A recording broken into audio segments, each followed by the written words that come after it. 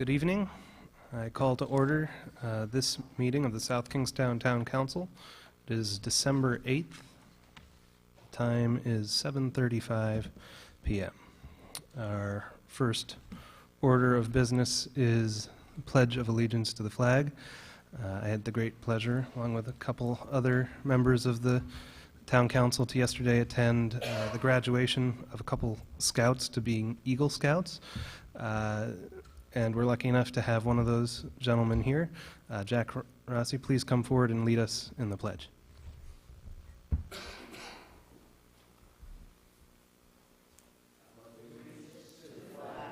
the United States of America, and to the republic for which it stands, one nation, under God, indivisible, with liberty and justice for all.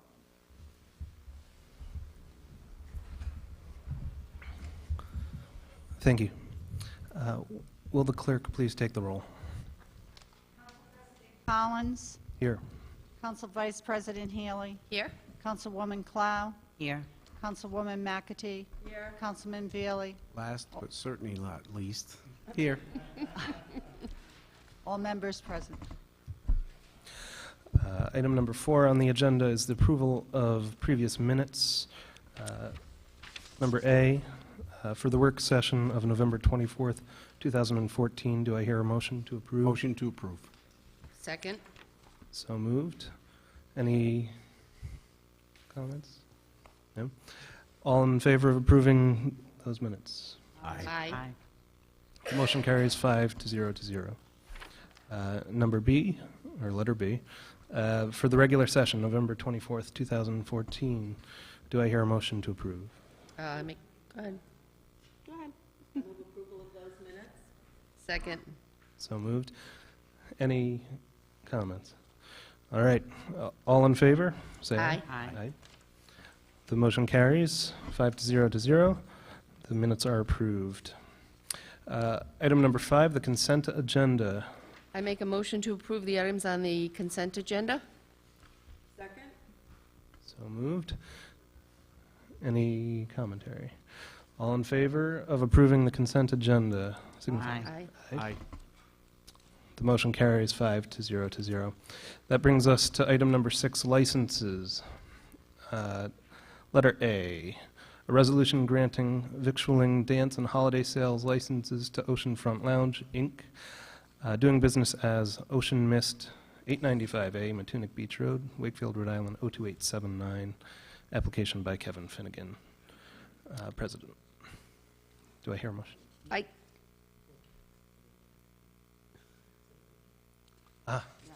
Please come forward and...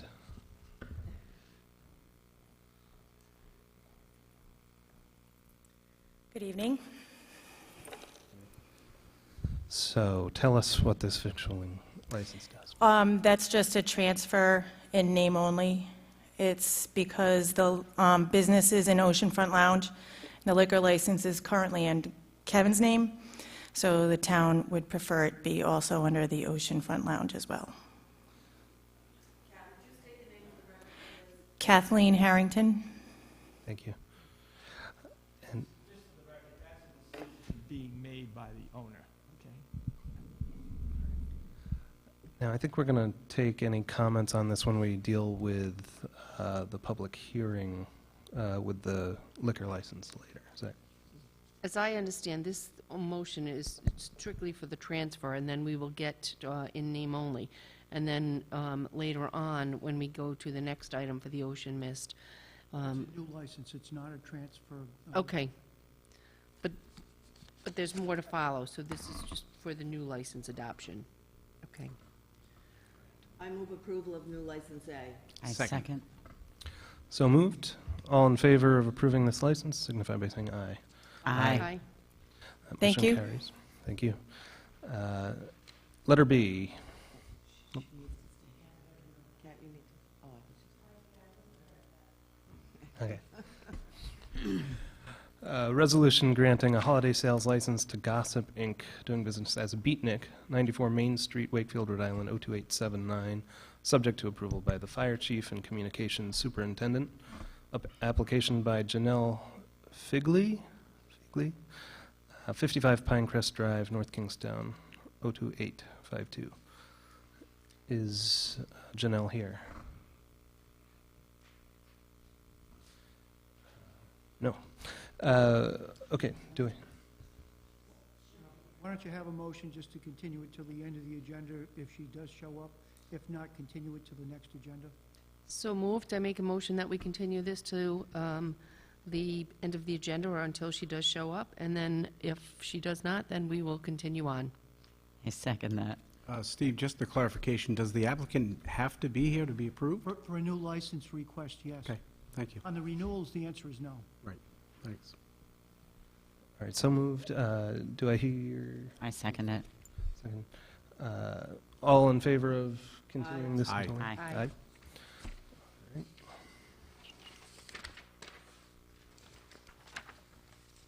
All right, that brings us to the public hearing. With this, I open the public hearing on the Class B victualler liquor license.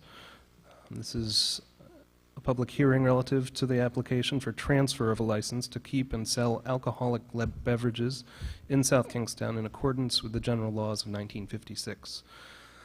The transfer of the Class B victualler liquor license from Kevin Finnegan, doing business as Ocean Mist, 895 Matunic Beach Road, Wakefield, Rhode Island, 02879, by Kevin Finnegan, to Oceanfront Lounge Incorporated, doing business as Ocean Mist, 895 Matunic Beach Road, Wakefield, Rhode Island, 02879, by Kevin Finnegan, president for the first floor of the building, as defined by the present perimeter of said building, including the south side of the deck, excluding the stairs, and as further defined in a site plan on file in the town clerk's office.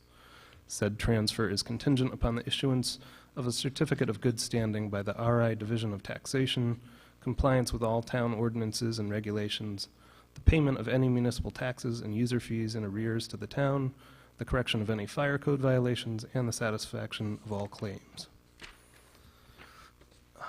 Kat, please come forward.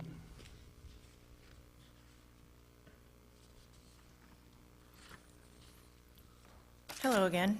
Can you state your name again? for the record? Kathleen Harrington. Thank you. So tell us what's going on here. Oh, do I just restate what I just said? This is just a transfer of license from Kevin Finnegan to the business name, which is Oceanfront Lounge. Any questions for the applicant from the council? This won't change your hours of operation or anything of that nature? Everything will stay the Nothing. same? Okay, thank you. Kat, this is just an incorporation, is that, you're developing a corporation here? No, it's always been the Oceanfront Lounge, Inc., doing business as Ocean Mist. But when Kevin first purchased the building and everything in the business back in 1988, the liquor license was put in his name. So we're just making it all in line. Any other questions? Questions from the public regarding this license? Seeing none, do I hear a motion? I move we close the public hearing. Second. So moved. All in favor of approving this license, signify by saying aye. Close the hearing first. First, we have to close. There's. With that, I would entertain a motion to close the public hearing. Yep. Second, yep. And a second. Okay. We need a vote. To close the public hearing, say aye. Aye. Aye. Aye. All right, that public hearing is closed. And with that, I would entertain a motion to approve the license. I make a motion that we approve the Class B victual liquor license and transfer of a Class B license from Kevin Finnegan, DBA Ocean Mist, 895A Matunic Beach Road, Wakefield, by Kevin Finnegan to Oceanfront Lounge, DBA Ocean Mist. Said transfer is contingent upon the issuance of a certificate of good standing by the Rhode Island Division of Taxation, compliance with all town ordinances and regulations, the payment of any municipal taxes and user fees in arrears to the town, the correction of any fire code violations, and the satisfaction of all claims. I second that. So moved. All in favor, say aye. Aye. That Once license again, is thank you very much. Thank you. That brings us to item number 8 on the agenda, communications. Letter A, a communication dated November 7th, 2014, from Leslie A. Castrovillari, tendering her resignation from the Planning Board effective November 24th, 2014. It's received, placed on file, and the Town Council further directs. I would like to thank Leslie Castrovillari for her many years of service on the planning board. I believe she was there for approximately 6 years. She's not only a good friend of mine, she is a very good lawyer and a good citizen of Matunic and South Kingstown, and she will be missed on the planning board. And I would ask that Dale send a letter from the town council thanking her for her years of service and commitment to the town. I second. So moved. All in favor? Aye. Duly noted. Communications, letter B, a communication dated November 24th from Paul Haas concerning the recent closure of neighborhood streets during the road race sponsored by the Muse Tavern. It's received, placed on file, and the Town Council further directs. We spoke at length about this, actually, at the work session, and Mr. Haas has brought up a very significant and a very strong point. And I think this is something that we as a council need to address. We need to sit down and we need to find an appropriate work session meeting so we can address further road races, further safety issues, and I think that's part and parcel to our responsibility as a town council. So I would say that we move this to the directive of a work session so we can respond to the races that come into the town because it's an important issue.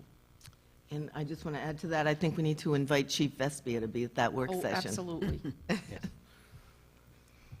So I will second that. Does that require a motion to set up that work session now? A work session to be determined. Mr. Alford, please set up that date for us. We need a vote, though. We have a second? Yes, second. All in favor? Aye. Thank you. Letter D, communication dated December 2nd, 2014 from Martha A. Stamp requesting support of a resolution asking the Rhode Island General Assembly to postpone the adoption of Roadmap RI. It's received, placed on file. Mrs. Stamp, please come to the podium and tell us about this resolution. Tough to hear you. My ears are old, and I can't tell what you... Are you calling on me? Yes, please. And feel free to, yeah. Well, my name is Martha Stamp, and I've been around a long time. And I tell you, this roadmap is in such secrecy that it bothers a lot of us. Me in particular. Because I tell you what, 40 years ago, I lived in another town. And what the master plan did for my family, I don't want anybody to go through what my family went through with property rights. I'm addressing this to all the citizens of South Kingstown and the state of Rhode Island, because I tell you what, we don't know much about this, and that is the scary part of this whole situation. Now, this coming Thursday, the consortium of 39 planners, and you know, I look down the 180 pages and I see a lot of names, and one said public. Looks to me like this particular individual was either, I believe, a member of the town council here, and also she is on the list of being a public member. Now, it would, you know, it would satisfy me if there were some real people out there. Now, don't get me wrong, I don't want to do it, but if this ever takes place and that vote goes through, we will be in trouble across this state. You know, HUD has given us a lot of community grants, and I know that through the years. But this is a bigger issue, because our lands will be owned by the federal government. Folks, that scares me. And it should you too. Because all these mandates of land use, water use mandates imposed on all the departments, energy, transportation, education, educational, zoning, school boards, taxation, oh, that's another thing. Because I tell you what, there's a lawsuit going on right now over in Barrington.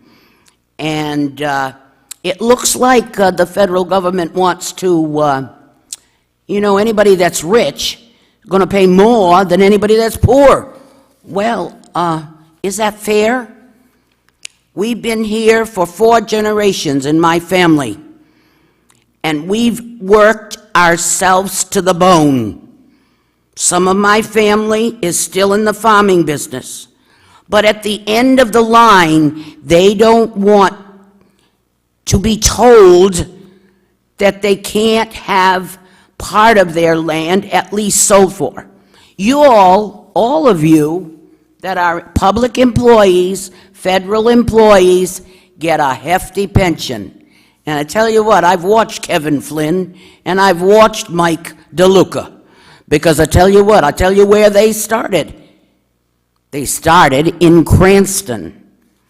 And I have documents here that once the planners want your land, they will do anything to get it. We've been through lawsuits, courts, all the way up to the federal court, and we lost almost all of our livelihood. Now, my brother and my nephew and my other niece and nephew and my other niece are still in the farming business, but they don't know how long they're going to survive. Because I tell you what, it's one thing after another. Just don't take the water away from the farmer, because that is a frightening thing for me. And I'll cut it short too, Steve. My biggest concern is the cost factor. There's been no cost-benefit analysis. Now, I heard Scott Wolf on the radio coming home from work. Oh, by the way, I'm still working so I can pay the taxes here. That's another thing. You pay taxes all your life. I'm 77, by the way, and I'm still working a 40-hour week. I love it. But I tell you what, we work our whole lives on getting a nice home, and then the federal government might want to come in and take it away from us, and you too. I feel sometimes, you know, as I was a young girl growing up on a farm, you know, I trusted everybody. And right now, seeing everything that's going on in this country, in this state, I feel like I've been Grubered. You know, you almost have to read, just like Pelosi said, you have to read the document to see what's in it. Well, a lot of that document has a lot of gobbledygook in it that a lot of people don't know about it. So get educated, folks, get educated. It could happen to you. Now, the article in Sunday's paper, I'm all done, but I just wanted to bring up something. The article in Sunday's paper with Phil West. Boy, I tell you, when I read that, poor Phil, he wanted to fix his chimney. And then somebody told him, just give him an envelope and you'll get your building inspector. You know, I watched this happen, and I will say that our family never gave anybody an envelope. And I guess that's why we were targeted. Then you go on a little further in that article, and I see where developers flipped. And if you don't know what that means, Abel, you better find out, because I tell you what, the only ones that are going to benefit from us taxpayers out here will be the developers and the lawyers. And I tell you, if we can do something, now there are solutions, but what is the hurry? It would make me and a lot of the people that have come, we've had 2 big meetings where I didn't know half of the people there, so that was good for me. And we're all concerned, and if you could just, you know, I sent the resolution in, and I am so happy that I got on the agenda, because many people have never wanted, not here, but many people shut me right off. And I'm certainly glad that you all, and I have lots of stories. Oh my goodness. I have stories from the Wall Street Journal all across the country, and they're right there because I take them when I go. But I didn't want to scare Steve, because he would think that I was going to talk too long. Thank you, Martha. That's all from me. God bless. Hold on one second, Martha. I just need to ask if there's any questions from the council in regard to the resolution. Oh, this is even greater. Yeah, because I didn't think there was only going to be any. Wow, I'm lucking out tonight. Yeah, I'll answer any questions you want. Okay. Do I hear any questions from the council? No, but I do have to say, I think your Now, enthusiasm, talk a little louder now, because Sorry, my ears are old. mine are too, but I do have to say, your enthusiasm for what you believe in is very inspiring. I will tell you that. Thank you. Well, you know, when one has lived it, and you all don't know probably, when I was 43, I got leukemia, and they told me I was going to die, and the social worker came in. This was at Rhode Island Hospital, and I told them then, I'm not, well, I told them just where to go, but I didn't want to say that tonight, but I did tell them where to go, and I was in the hospital for 2 months, and they brought me back to life, and God bless them. Then last year, I came down with breast cancer. Well, I tell you what, I can't tell you how wonderful South County Hospital was. I'm here tonight, and as people say to me, including Mr. Alfred, wow, you look good. Yeah, a lot of people thought I wasn't going to make it. And sometimes I thought I wasn't either.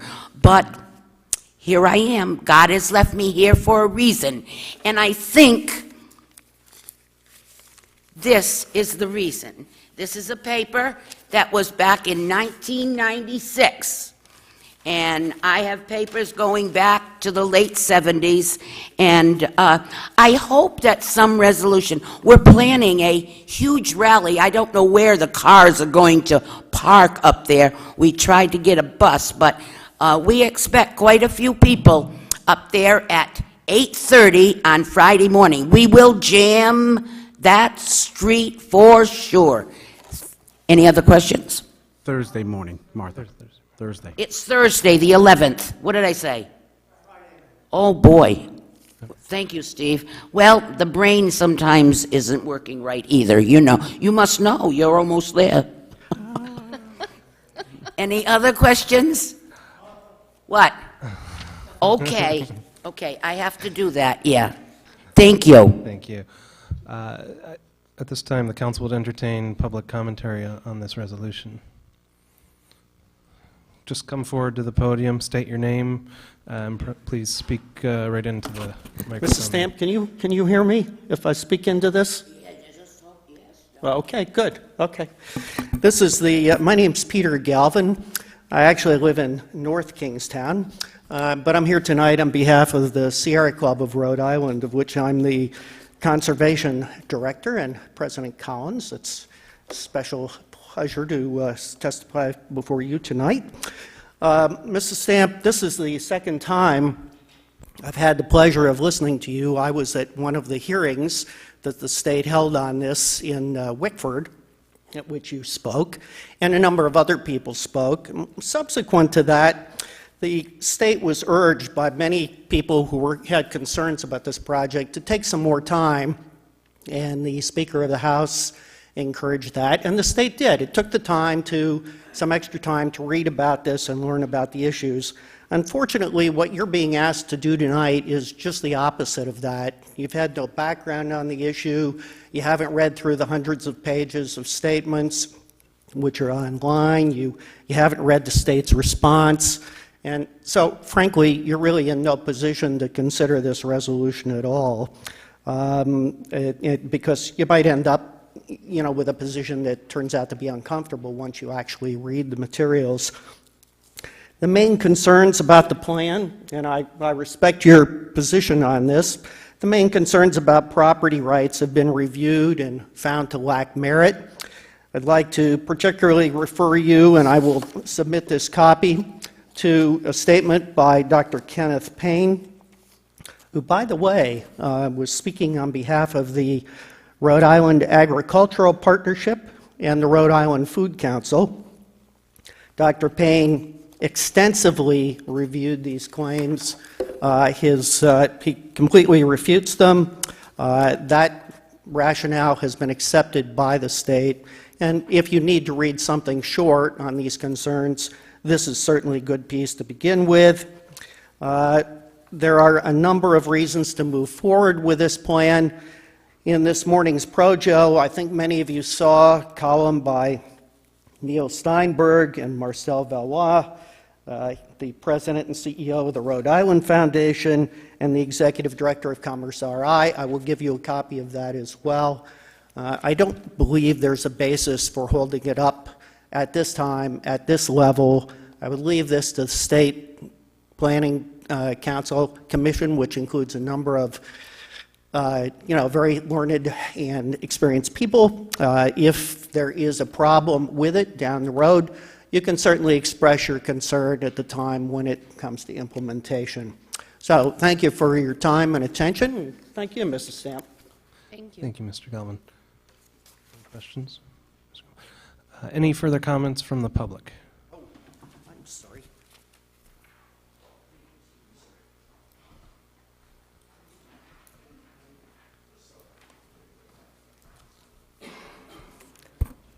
Good evening, members of the council. My name is Maria Mack. I'm speaking as a private citizen, not as a representative of any board or commission or organization. I want to start off with saying that I'm not sure how much of the document you've had a chance to review. However, this has been a very lengthy and comprehensive process. And first and foremost, it does not in any way undermine or reduce municipal authority. It's a plan. It's not social engineering. The plan analyzes economic conditions and populations and presents a vision for Rhode Island's future. HUD, as you have heard referred to, actually sends in $20 to $30 million a year to the state.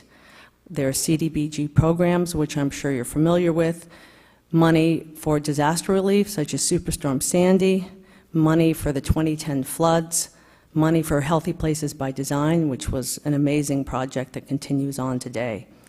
If we truly want to improve the economy, we need to look at it through a wide lens. One of the things that this report did was that it helps to support food and agriculture, which is the first time that that sector has been recognized in an economic development plan. marine trades, manufacturing, tourism, hospitality, applied research, life sciences, and so on. The goal is to create great places conducive to economic growth by coordinating economic, housing, and transportation infrastructure. The goals are focused on business and business climate, the workforce, and as you probably know, the incoming governor is very much a proponent of improving the economic climate and improving the job situation. This plan has gotten diverse support through, for example, the Rhode Island chapter of the American Planning Association, New England Institute of Technology, the Greater Providence Chamber, the Rhode Island Foundation, Hasenfeld Institute from Bryant University, Grow Smart Rhode Island AFL-CIO, Providence Foundation, Newport Chamber. These are ideas, as the town manager has stated. It's not a mandate. And as South Kingstown has always been at the forefront of good planning, I would actually suggest a letter of support from the council if you were so interested. Thank you. Thank you, Mr. Mack. Can I ask her? Maria, did the Rhode Island Builders Association come out in support of it also? Thank you. Any further public commentary? What are, oh, Mr. Benjamin.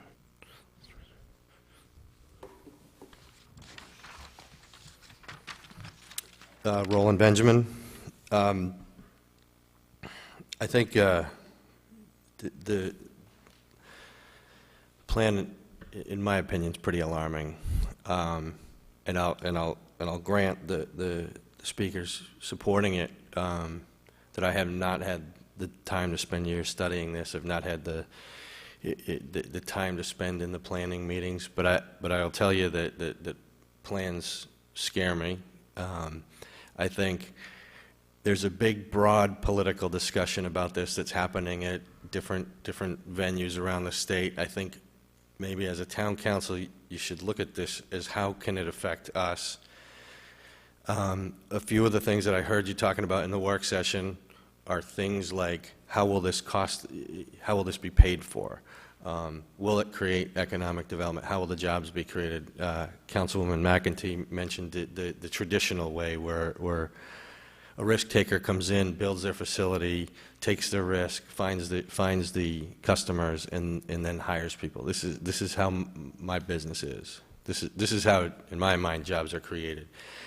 I haven't had time to look through the executive summaries of these things. I've looked at the goals and the objectives, and as someone who has created and saved jobs in the state, none of them made much of a difference to me. So there is a economic development piece that's talked at length in hundreds and thousands of pages and hours of meetings, and not to belittle any time that was spent on this, but these are things that concern me. Down to the level of South Kingstown, I think there are enough questions that that really you would need to answer on your own, and that's why I don't think it's saying the resolution would even be asking for you to reject this outright. It's to just postpone it, to take the time to learn, to take the idea that how are we guaranteed that there's not going to be some ambitious use of eminent domain to foster some of these initiatives? How are we going to make sure that a town like South Kingstown that's been well run for decades now and is in the financial position to support other parts of the state, how are we not going to be on the hook for more than others?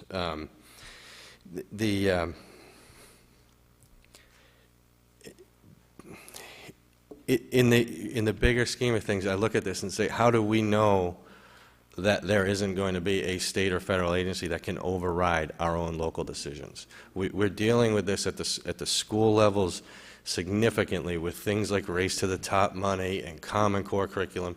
We're being told by federal agency and state agency what we have to do. Now, granted, there might not be any consequences to some of these things other than they might just pull a check away. But that's enough. These are questions that I don't think that are answered sufficiently, and I don't think you can just wait to see what this is about I think it needs to be delayed until you, as our representatives here, know more about this. That's all. Thank you. Any other comment? First, let me see if there's just anybody else. Anybody else in the crowd? Can I? Yes. Just one more thing. I happened to be working one day, and somebody was there from Lowell, Massachusetts. And this is an example of what could happen here. It could happen. But this is such a well-run town, I don't think it will. But one side of the street had multi-million-dollar condos, and right across the street, there were slums. And what did that do to that investment for that taxpayer? And these are some of the issues that, you know, I land on things all by accident. And because I went through it, I sort of know it's not a good thing. And I just hope that maybe it can be rectified. I don't know. Thank you. Comments from the council? Phil? I have read a good portion of the document. I've read the document that's been put out that addresses potential concerns. I think that there is some talk about economic development in this document, but as far as it being a document that promotes economic development, I think it's a little bit of a stretch. I also think it has the potential to restrict property rights. I didn't say that it would, and this is my opinion. Our democracy is founded on a free market system that protects property rights, and so I do have concerns about this plan. Thank you. Thank you, Mr. Beatty. For myself, I was involved with Roadmap RI right from the beginning. I participated in the workshop at URI well over a year ago at this point.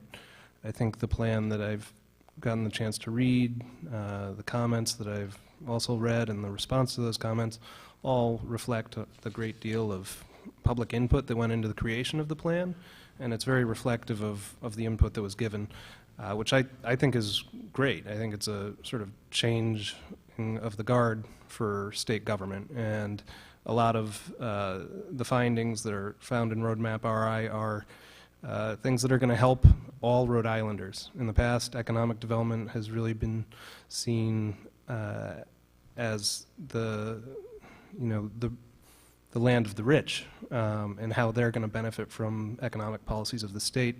This looks at social equity, and I know that's a vaguely threatening term to some people, but if we look throughout the history of this country and we see perhaps the greatest experiment in social equity, which really comes down to affordable housing and access to education, you would look at the GI Bill.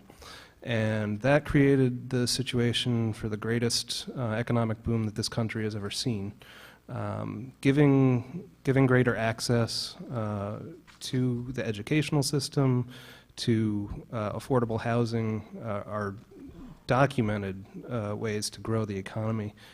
The things that I think in this plan particularly that would benefit South Kingstown have to do with farming, actually, and an issue that's important to me and to Mrs. Stamp and to the Food Policy Council and to the Agricultural Partnership that weighed in on this. I think it's great that it's finally getting recognized that agriculture has a big piece to play in the economic growth of Rhode Island. But it's a long document, and I don't expect everybody to have read it at this point or to have looked at all the public comments that were made in regard to it, and then the response from the Division of Planning as well. But I think it does speak to the diversity of this document, that you see labor groups, business groups, the Rhode Island Foundation, the former head of the Public Expenditures Council, Gary Sass, Grow Smart Rhode Island, Sierra Club, the Rhode Island Nursery and Landscape Association. It's a broad range that represents not just the public, but many, many businesses. If you read the op-ed today by Marcel Valois and Neil Steinberg, it's clear the amount of business interest that went into impacting this development plan.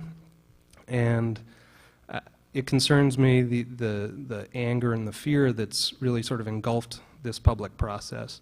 Because I think when you get down to the basic facts, this is a very solid plan. And we've had almost 2 years to go in, to develop it. We've had public commentary. I noticed when I was reviewing the written comments that South Kingstown residents actually responded to this development plan more than any other town in the state. So more than 4 or 5 written comments from South Kingstown residents. Clearly the people in this town are paying attention. Those comments were largely supportive. So those are my thoughts. I cannot, in good conscience, vote for this resolution. I think, given that maybe the rest of the council doesn't have the amount of experience that I've had in the development of this plan, I would certainly consider a motion to sort of table it and give you time to read up more on it. But that's where I stand. You know, I'm looking at your resolution, Martha, and each whereas talks about no, I'm just going to talk for a little bit here. Talks about mandates imposed. There's nothing in the document that is a mandate. There's nothing. This is I haven't read the 400-some pages, but I don't see anything as a mandate. It is a guidance document for planning purposes.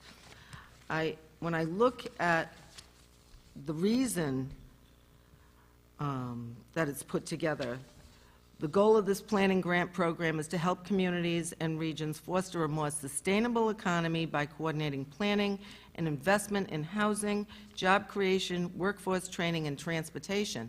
I think what they're trying to do is come up with obviously a roadmap, that's what it's called, for the future. Like, where do we go from here? What are future generations? How are they going to want to live? How are they going to sustain themselves? How are they going to support their housing needs? And where are they going to find jobs? Transportation, I mean, we've all been talking about we need more public transportation in this state. But that's not going to take away the single-family homes or the people who want to drive in their car and just drive to work every day. That's always going to be an option. These are just new ways of looking at lifestyles and giving new choices. I don't see this in any way as a mandate, and I don't understand why everybody's getting quite as upset as they are about it. We have comprehensive plans already in place, and none of them are mandates. We just have to try and follow the plans and it's long-range goal planning. What do you want your state to look like? What do you want your town to look like? This is what we do. This is why we have comprehensive plans. This is another one of those documents. Now, I'm not as involved in it as Abel, clearly, and I've tried to, inform myself as much as I can, educate myself on this since your resolution came out, Martha. So, but I think Vin Murray, I'd like to hear what you have to say, Vin. I know that you are our Director of Planning, and I know you have a lot of insight into this, and maybe some of the questions that both Roland Benjamin, his concerns, and Martha's concerns could be adequately addressed by you, much more so than I, or any of us up here for that matter. Well, yeah, I am also a member of the State Planning Council, as was noted earlier. In fact, I'm the local representative of the League in Cities and Towns on the State Planning Council, and I think I've been on the council for about 8 years now. And I was and have been involved in the development of this economic development plan, which is actually just one element of the state guide plan, which is an overall set of policy documents based on different functional areas, this being economic development. The plan, as I see it, really is more of a broader view, as Ms. Mack had noted earlier, that integrates a number of areas that beyond the traditional focus of economic development, where there might be some kind of arrangement, tax increment financing with a particular business or a loan. This takes a much broader view, And it's based very much so on the changing demographics of our state. There's a very good and solid demographic analysis component of the plan and then they relate the policies to the changing needs of the state of Rhode Island, because we are an aging, we're becoming a more diverse state. We're becoming an older state, and the plan also takes a look at educational attainment and some of the skills gaps, which is something that's been talked about a great deal in terms of matching skills of our residents to the jobs of a changing economy that will be available. The plan is very much general in its character. I don't see it as something that would carry with it onerous mandates that would deprive property or property rights or the ability to use property.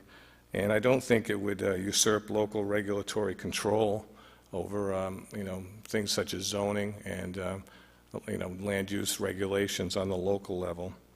It does embrace education, innovation, and some of the strengths that our state has.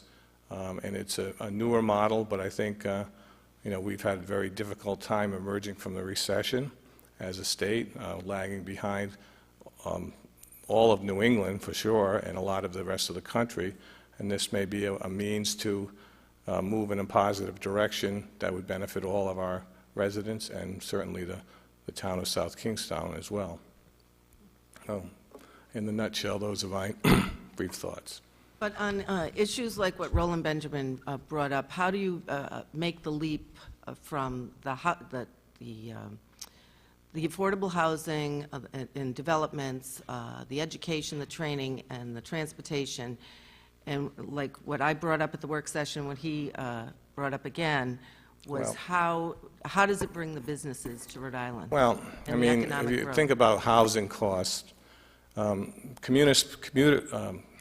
spending by people, generally spending across the economy accounts for about 70% of the economy, both locally and nationally. If a household is spending an excess amount of their income for basic housing services, they don't have other resources available on a disposable level to support local businesses and other aspects of the economy. The rule of thumb that, from federal programs usually is that if you're spending more than 30% of your gross income on housing, that's a distressed circumstance. And there's documentation in the planning document that talks about what some of those percentages are, particularly in the urban areas, but for renters in particular across the state. So affordable housing is integral to economic development. You can't really separate. I guess the old school model was to consider it kind of in a narrow focus, and I think this plan takes a different view and it broadens it, and I think that's a good thing. So, Vin, the other question is, as far as training for jobs, are we going to identify what kind of training is needed for the future workforce?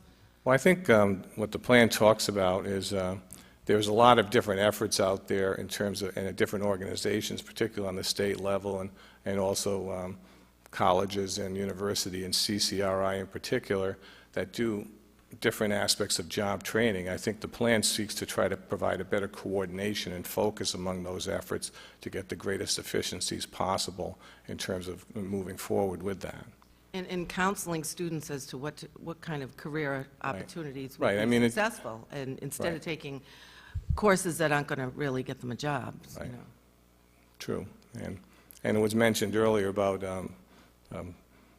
Abel mentioned as well as Ms. Mack, that agriculture is featured and aquaculture, which are emerging as strengths, and that's certainly something that we've seen locally as a good part of our local economy that's been emerging and burgeoning, and there's an effort to try to promote that better. And they talk about the whole food systems, not just the farmer, but also production, packaging, marketing, all that sort of thing. Try to coordinate that. I mean, that's a lot of, it's a general plan, and the implementation would come through the budgetary process in the General Assembly, and it has a lot of different initiatives outlined, and there's different priorities assigned to the implementation, but I don't think everything is going to happen at once. There'll be a consideration through General Assembly and the budget development process on the state level that would identify those priority areas to work at first.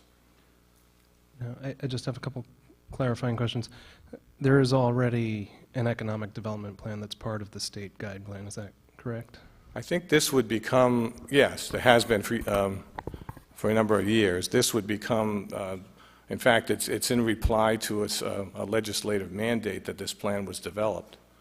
And it was supposed to be enacted and ready for the new governor, I think by the end of October, if I'm not mistaken.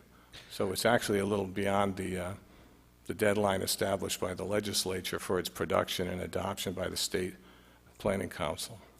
And this new plan doesn't have any extra provisions that would entail a greater risk for eminent domain? No, I don't, no. Okay, thank you, that's what I thought. And the final question I have, it seems as though the provisions, the parts of the plan that talk about resilience, green infrastructure, could stand to benefit South Kingstown substantially. We've applied for a big grant, actually, that would involve HUD money, I believe, along with RINLA and the city of Newport. That seems to dovetail quite nicely with this That's development. true. I mean, the plan does look at issues relating to coastal erosion and climate change, and that there may be some economic opportunities that emerge from that, and tries to poise the state in a very general sense towards, accessing those opportunities. Yes, and that grant, for those people in the audience not familiar with it, is specifically geared towards job training locally. Town would see money. So that's the type of economic growth that we could see associated with these types of initiatives in South Kingstown. One other question, Vin. I mean, some of the concerns you're hearing are property rights. Now, I don't even know how any document would take away a person's property rights. Other than eminent domain, there is not necessarily any way you can legally take away someone's property rights. It says in the document it does not alter the underlying system of local zoning control. So, I mean, these issues seem to have been thoroughly vetted out, would you say? I mean, you've been at most of these meetings.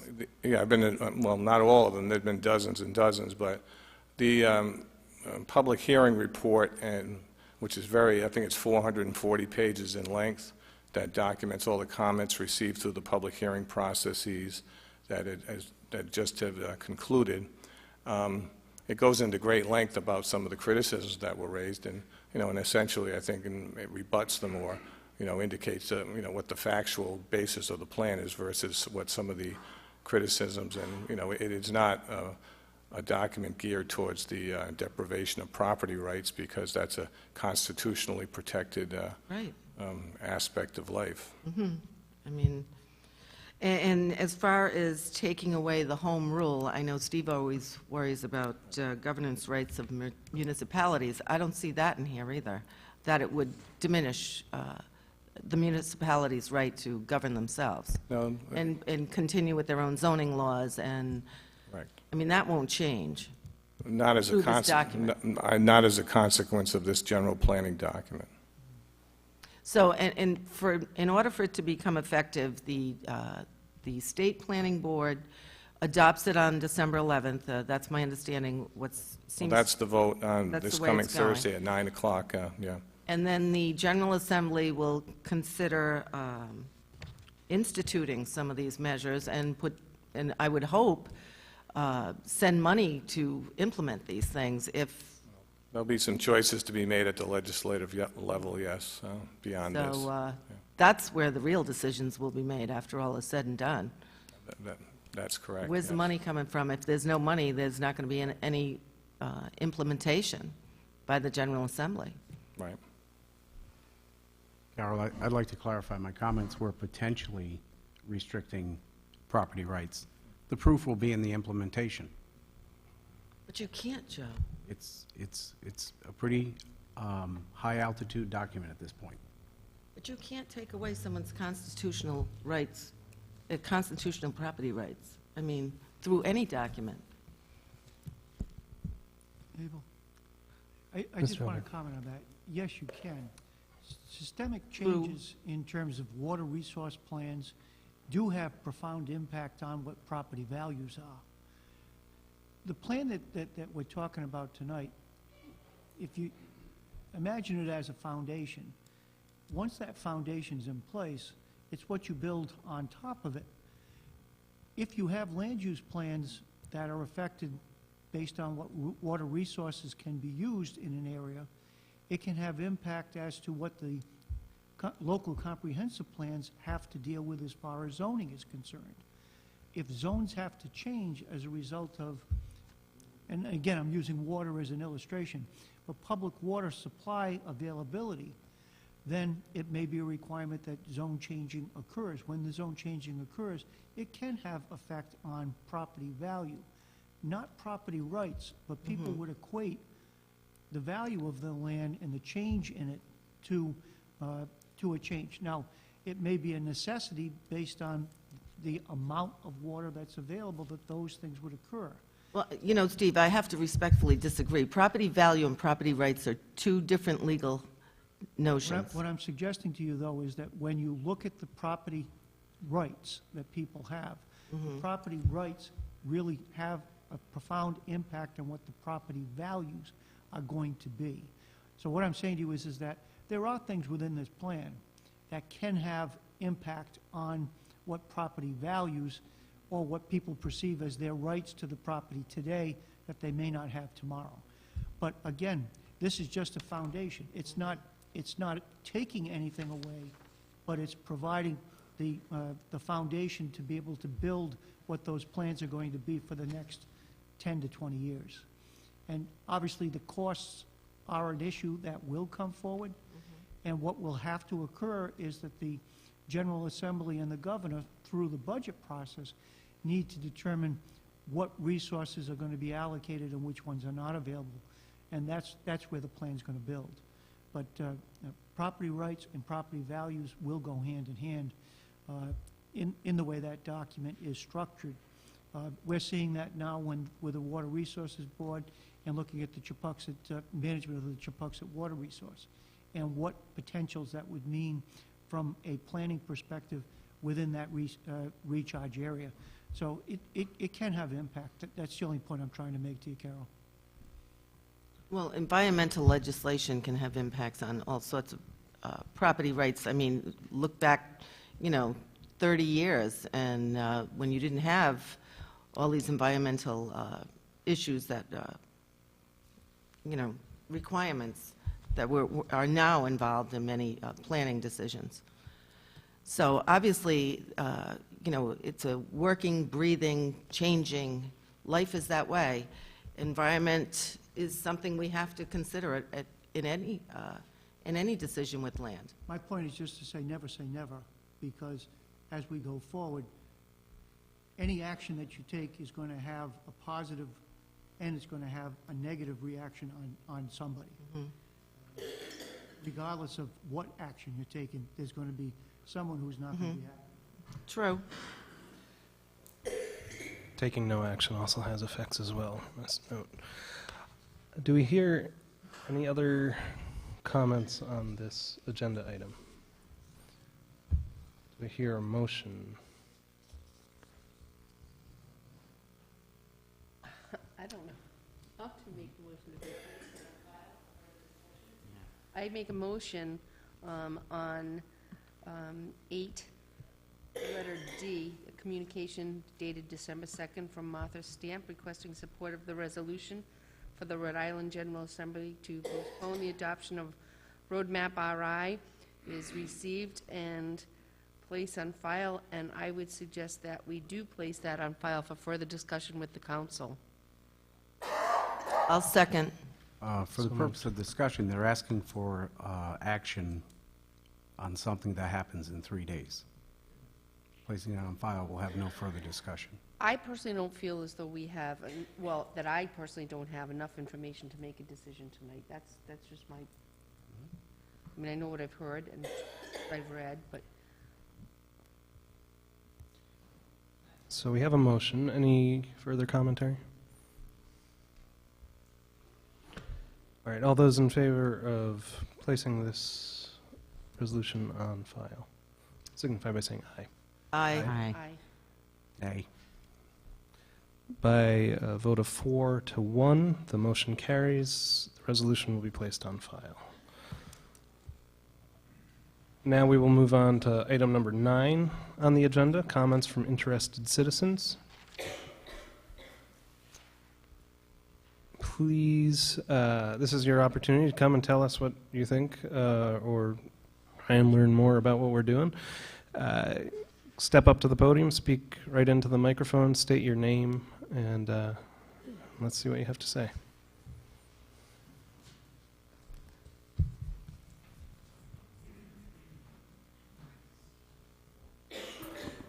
Jonathan Daly LaBelle. I'm just here, I'm a member of the school committee, but I'm just here as a private citizen. Welcome. Congratulations to all of you. I don't think I've said that formally in public, so very different council, and I'm looking forward to working with you all.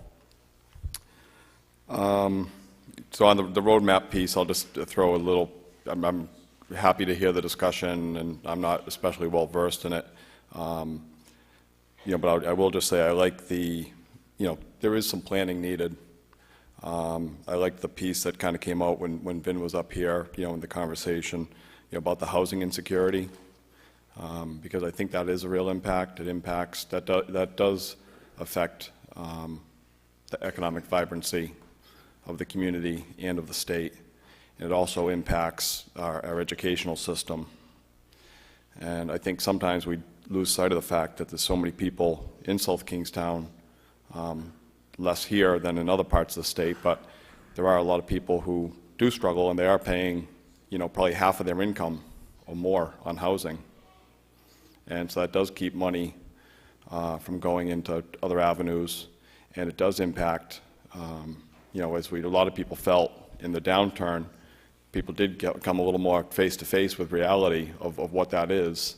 And when you don't feel secure with where you're living, or if your house is not warm, or if you're not able to eat and feed your family properly, it does have a huge impact on how you live and how you're going to function, within the community in regards to employment and education. So I'm glad that piece came out, and I think it's a good conversation. And it sounds like there's a lot of flexibility on how that'll move forward. But the main reason I come to speak is I just want to kind of put in my 2 cents about the nonpartisan election. And I'm not 100% sure my exact thoughts on that. But I do think that partisanship can be a problem in any level of government, including local. I'm not sure that the nonpartisan election will solve that, because the parties will still exist. I think the best way to limit the impact of partisanship, people kind of considering maybe party more than town, or that kind of an aspect of things, is just to have a mixed board. And so I think, as I'm standing here tonight, I'm looking at a mixed board, and I think there'll be good conversation.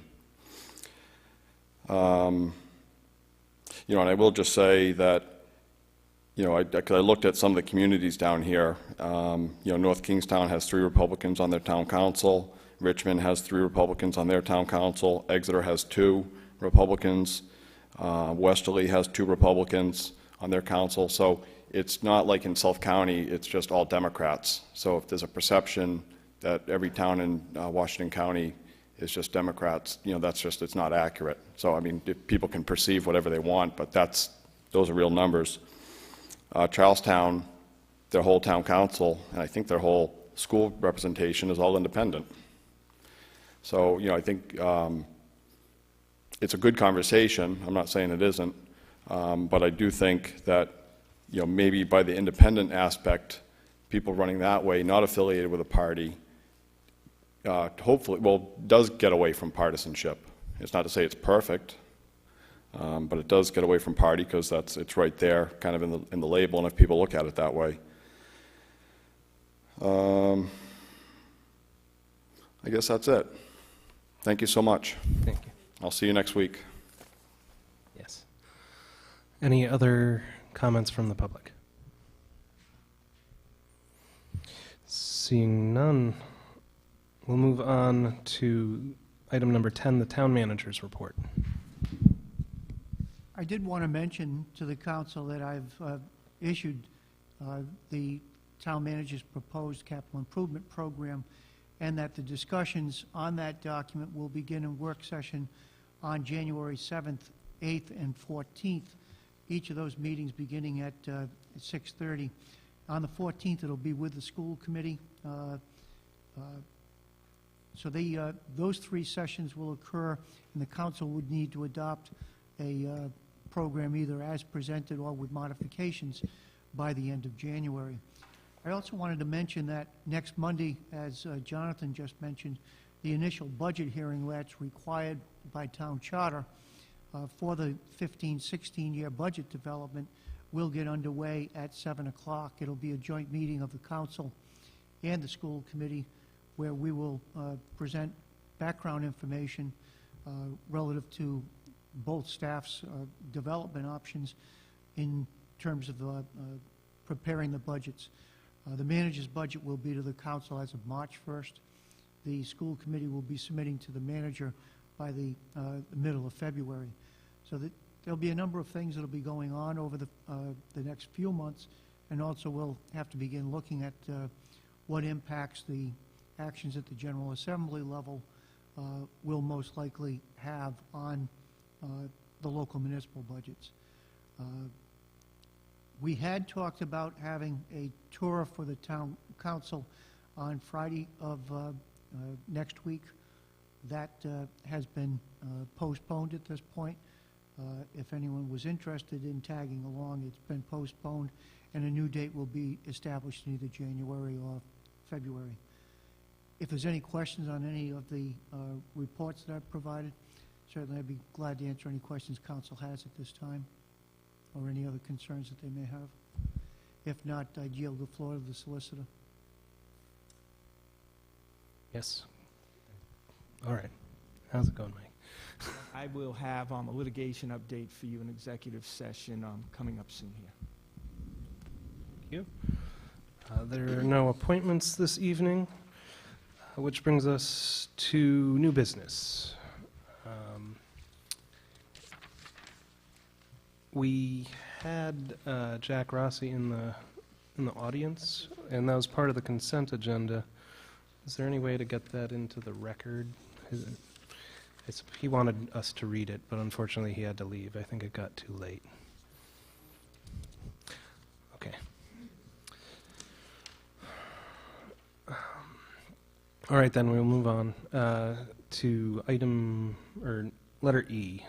A resolution authorizing an award of bid to Buckley Heating and Cooling, 1632 Kingstown Road, Peacedale, Rhode Island, 02879, for replacement of 2 rooftop HVAC units at the South Kingstown Senior Center in accordance with all bid specifications in the amount of $14,857, and as further described in a memorandum from Director of Leisure Services to the Town Manager dated December 2nd, 2014, and entitled Bid Recommendation, Replacement of 2 Rooftop HVAC Units at Senior Center.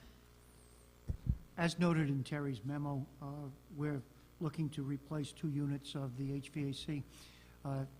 It seems impossible to think that that building is already 14 and a half years old. But this was planned as part of the capital improvement program from the current year. I'd ask council to approve the lowest qualified bidder, which was Buckley Heating. I make a motion on item E to move forward that we approve the resolution for the award bid to Buckley Heating as requested. Second? So moved. All in, any discussion? All in favor? Signify. Aye. Aye. The motion carries 5-0. Item F, a resolution that a claim filed by William Landry, Esquire, on behalf of his client Roland Fiore, concerning property damage to 571 Main Street, Wakefield, Rhode Island, be referred to the Planning Director, Public Services Director, Town Solicitor, and the town's insurance carrier. Pursuant to Rhode Island general laws, this is a claim that has to be made to the town council during a 40-day period before an actual lawsuit is filed. So what I would recommend is, as stated, is have this referred to both my office and the Interlocal Trust, which is your insurer. So moved. Second. Any discussion? All in favor signify by saying aye. Aye. Motion carries 5-0. Item G, a resolution authorizing the award of bid to Cox Communications, 9 James P. Murphy Highway, West Warwick, Rhode Island, 02893, for telecommunication services in the amount of $16.19 per line, including fees, and 1 cent per minute of local usage and 2 cents per minute for long distance for lines currently served by Cox Communications for a 2-year term commencing January 11th, 2015, and is further described in a memorandum from the Financial Controller dated December 3rd, 2014, and entitled Bid Recommendation for Telecommunication Services. Just for clarification, the $16.19 is the $9.75 for the line charge and the $6.44 for the FCC charge, because those are the two, that would be the standard that we'd be looking at. It's a 50-cent decrease per unit. There's 47 units involved in the contract itself. The cost on the in-state dialing is down 2/100ths of a cent from what it was under the prior 2 years. We normally would work under the either a federal or a state master price agreement. This most recent master price agreement went into effect in August for availability. Our contract was expiring in January. So we'll piggyback on that again, and we'll stay with Cox. We've been quite satisfied with the service level, which was far different from what we had with the prior service provided 2 years ago. So I'd ask council to approve as presented. Motion to approve new business item G. Second that. So moved. Any discussion? No. All in favor signify by saying aye. Aye. Motion carries 5-0. And that completes the agenda for our regular session. I make a motion that we go into executive session. Second.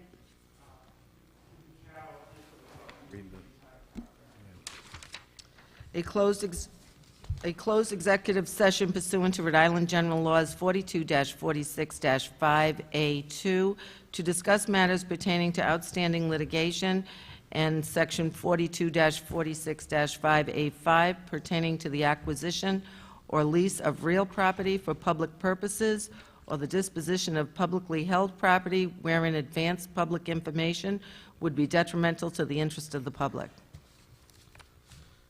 All right, so there's a motion. Second the motion.